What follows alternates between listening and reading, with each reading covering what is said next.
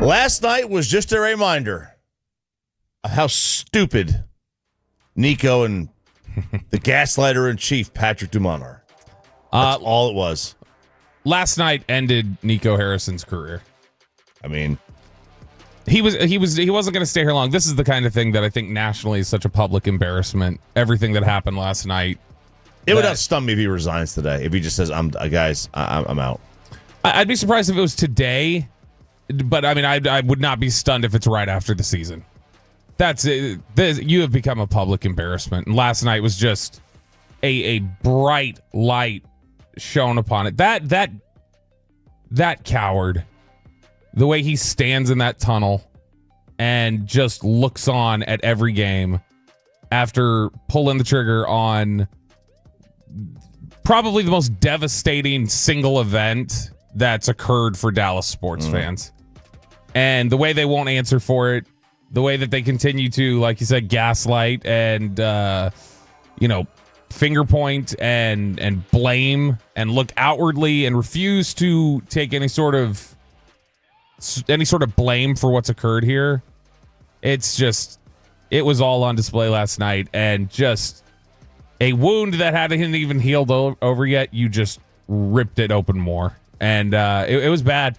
That was bad. From Luka seeing the tribute video and breaking down to just publicly being embarrassed with every time he touches the ball early, they're cheering for him. Every time he scored. Yeah. That was a Luka crowd last night. We told people yesterday on the YouTube and the fan text and everything else, the handful of them who were like, oh, real fans will be cheering for it. Well, there weren't real fans in attendance last night then, because they were cheering for Luka. That entire arena. A lot of them were, yeah. I had a couple of buddies that were in the crowd that said it was a very weird crowd. It wasn't electric. We've never seen anything like that game last night. No, but he was disappointed the crowd wasn't electric, and I was like, well, what do you want them to do? They can't root for their own team, right? And then Luka's not playing in a portion of the game, and he's not touching the ball at times to score in a portion of the game. So you have a very odd. They're not going to root for the Mavs. They're not going to root for the Lakers, but they are going to root for Luka. Mm-hmm. And he's not going to. I mean, he's going to take 20% of all the shots in the entire game for both teams. So it was like a Super Bowl atmosphere. I genuinely don't think, like, not just here in Dallas, not just with the Mavericks, not just in the NBA, period, in sports. I don't know of a dynamic that existed like the one we saw last night. Very odd. Very, very odd. But look, and the sad thing is that I'm more angry today. Way more angry today after seeing his reaction. I saw a lot of people yesterday who said this was almost worse than the trade night.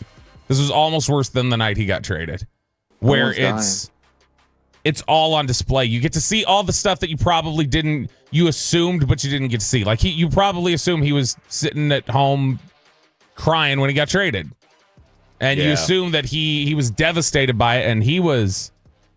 I mean, that was a guy who was a complete emotional wreck before the game, and somebody who clearly was beloved by the city. A fan told me last night while we were out in the plaza, had said that it's similar to the feeling of Luka being traded felt similar to them as the feeling you get when you're a kid, like you're 8, 9 years old, and the first time your best friend moves out of state. And you're like, it feels like the end of the world. It's like, I'm never seeing them again. Like this was your favorite person, and they get moved, and the Mavericks managed to take, and that's the most unforgivable thing about this whole thing. They managed to take one of the very base level, core, stereotypical type of traumatic early life events for people, and they managed to evoke that in adults with a single trade. Yeah. And then they won't stand up there and own it. Nope. And last night, they got everything they deserved. But it still hurt. We talked about what did you ultimately want to see? What did you want to get out of this night? What did you want to get out of this game? It was always going to hurt. I think it hit fans in a way last night, especially those who were in attendance, that they didn't quite anticipate how much that was going to be. It's cool to see him again. It's great to see him go off for 45, hit the over on his point total in the first half.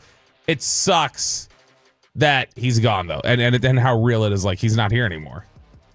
it doubly sucks. The fact that the tears showed this dude was never leaving. All the crap that they gaslighted us with we don't know that he was going to sign here, or he didn't care. People who don't care don't break down into tears over emotion, over like something like that. They don't break down into tears. They don't care. If they don't care, they don't care about that. So, like that whole thing was that was a lie. It was a lie that he wasn't going to sign here. It just continued. It made it even worse. Last night was, if it possibly could have been worse. If it possibly could have been worse, last night was worse. You had and the amount of fans that I saw, they were like, "We're done. I'm done.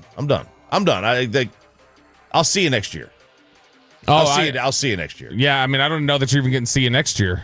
There were people. I'll say for me. I'll see you. Yeah. I'll talk to you next year. There are people who tweeted at me last night who were just saying like, we got one. I'll pull it up right now because I asked fans last night. I was like, okay, on Twitter, tell me what your general reaction is now that the game's over. What you thought. And we got one from Jay. He replied and said, "Only way I will be over this is to never watch another NBA game again, and that's what I intend to do." Yeah, see, there's a lot of people I think it's just like I can't watch Mike got to that point. Bassett. No one's going to actually do that. No one's actually going to do that. I don't know, man. We heard people say that I'm not going to watch football again. I'm not going to do this again. You always wind up doing it again because someone gives you free tickets. Someone, whatever, you're but for scrolling a product past the that's game. already struggling.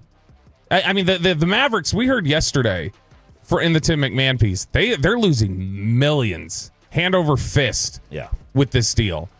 And they're losing sponsorship opportunities. And then, I mean, for you to go in an entire game, it's almost like ESPN was stunned. They kept waiting for the stamina to run out.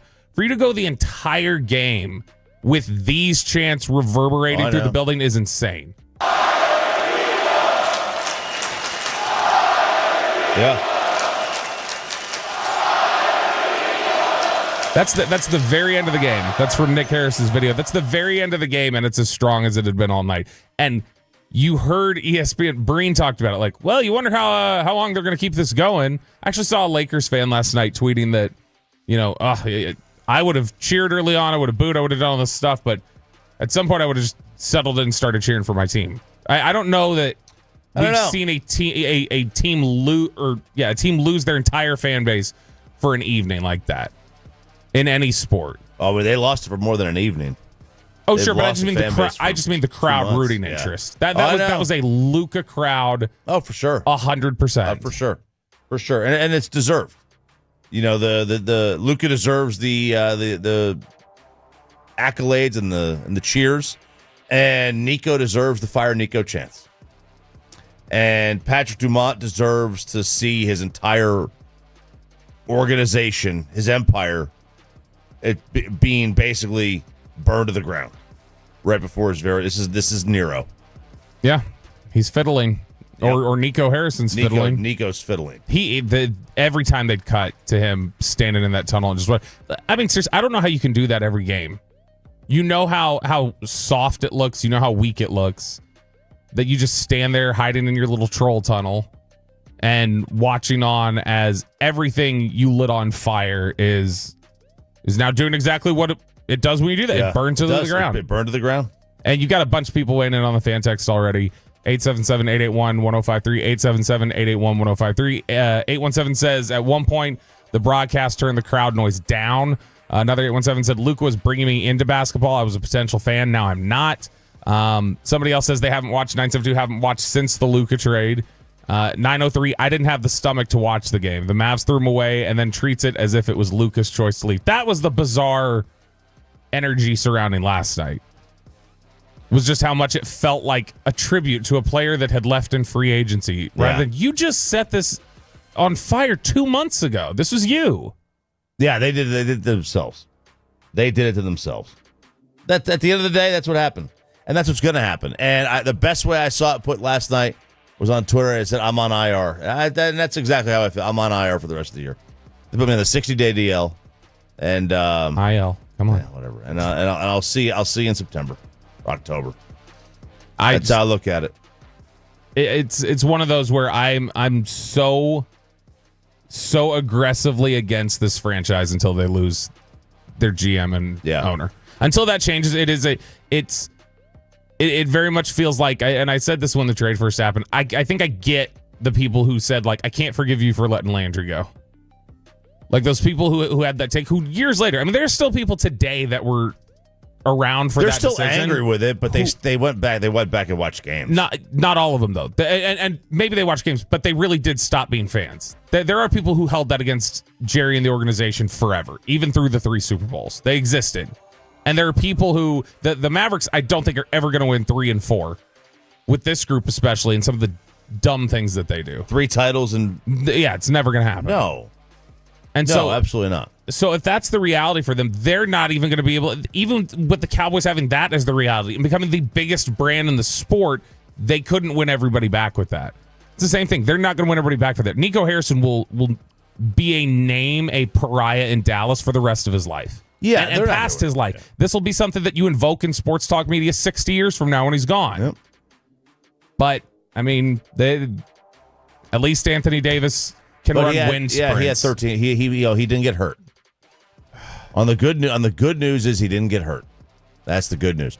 And I bet you Nico was sitting there like through that entire game when Luka's sitting there scoring 45 points and lead his team to victory. That Nico was holding on to the, sometimes a little late getting up that floor, or he just checks out of the play on offense just to get himself a breather. I guarantee you that's what he was looking at, because that was the only reason for him to make that ridiculous decision to trade him. Other than they just hate him. They hate him. Yeah, for whatever reason. Like it showed last night that they could not stand him. For whatever reason, they could not stand him. It's a crying shame. I'm sure you were following along with it the same way that I was, some of the stuff that was being said on social media last night. But, I mean, you had Dan, what's his last, is it Woike from the LA Times? I have no idea who you're talking about. Woike. He's a longtime LA Times reporter. I think it's Woike. But he said that he asked Luka about what's this notion that the Mavericks seem to put out there about your work ethic and some of your habits. And Luka told him yesterday, they have no idea. I didn't end up here by mistake. I worked my ass off to be here. So it's kind of, I would say, disrespectful, just sad that people say that. I will never understand it. And you watched him last night, how committed he was to this city and how important a lot of people think that is. When you're talking about you got to be the face of a franchise, you have to embrace the city on a real level that goes beyond just the sport, which he does. He blew into town last night, and his Luka Dončić Foundation went to Cook Children's Hospital in Fort Worth and visited all the patients that they had worked with before. It's devastating the way that he embraced this city as his home, his American home. This was home. And you had these out-of-towners blow into town with zero respect for the people who lived here and the people who supported it and the people who built that franchise and gave the middle finger to all of them.